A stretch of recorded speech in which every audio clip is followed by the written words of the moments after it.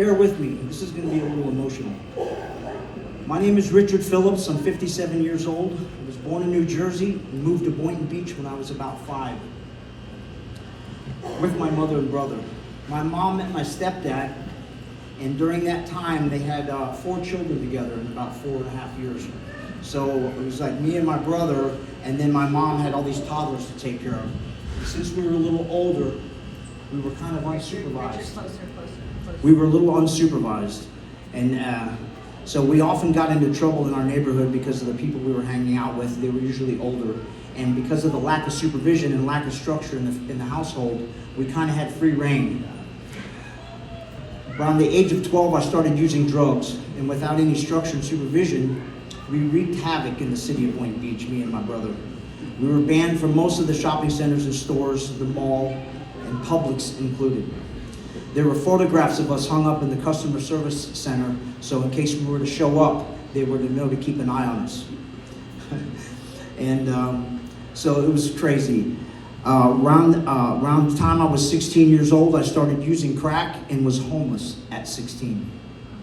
I had my first run-ins with law enforcement in Boynton Beach and became incarcerated, and this continued for a number of years. I racked up about 33 felony convictions from '84 to 2005. I'm not proud of that. It's just part of my story. And coming from a family that has a history of alcoholism and addiction, those are the things that happen. From 1988 to 2007, I spent a total of 17 years behind bars. No one wants to be incarcerated, but while there, I found structure and sobriety. You know, I had something to do, and I had some governing body telling me what I could and couldn't do. They told me where to go, when to eat, when to sleep, when to go to the bathroom, where to walk, how to walk. They limited all the things that I did. And in that, I felt structure, and I did well. I thrived behind bars. And I think back now, and I realize that that's why every time that I was released from prison, I went back to the same thing, my own devices, and it didn't work out well. I had no idea how to cope with the real world, and I was all alone, no structure. I would always turn back to drugs. When I was released in 2007, I met a girl named Stephanie, and together we lived in an abandoned house in Lake Worth in our active addiction for years. During this time, she became pregnant twice. Both times, we decided to continue our addiction and to give the child up for adoption. It was a very difficult decision, but we knew we were doing what was best for the child, not for us.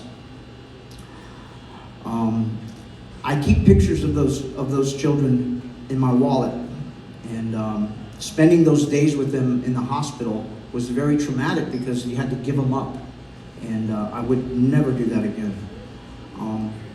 It hurts to this day. I hit rock bottom when the Palm Springs Police Department boarded up our house and forced us to leave.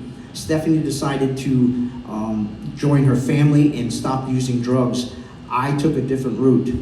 I was very depressed, and I didn't know how to live any other way than the way I had been living. So I was confused about what I was going to do. I know I didn't want to get high, and I knew I didn't want to be homeless, but I didn't know how to go about stopping that.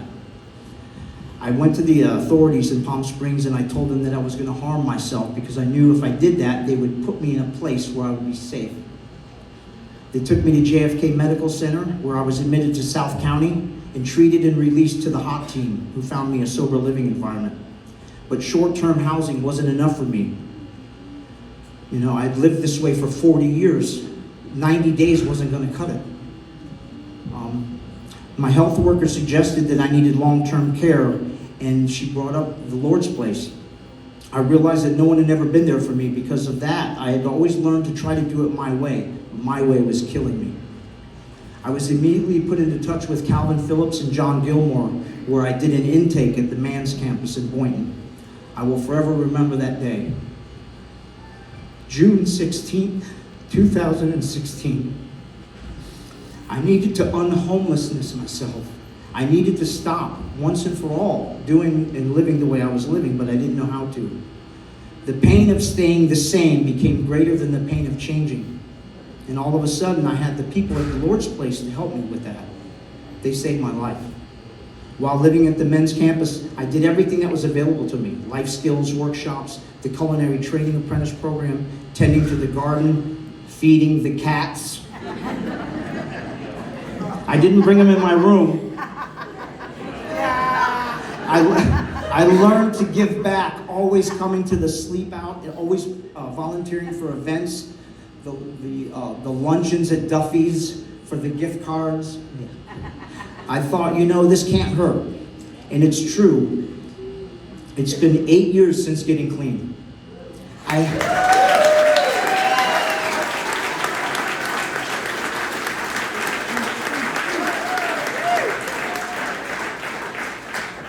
haven't been high or unhoused in 8 years. That's a miracle.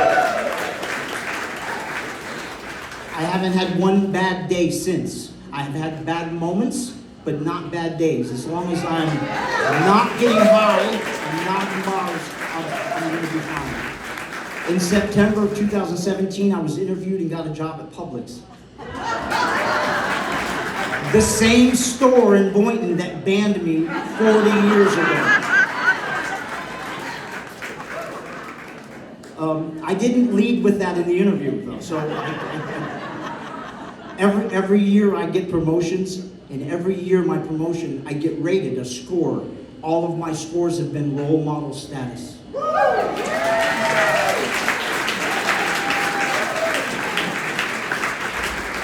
All of my friends and coworkers know my colorful story. But that's what makes me who I am today. My name is Richard. I'm a grocery replenishment specialist. A clerk.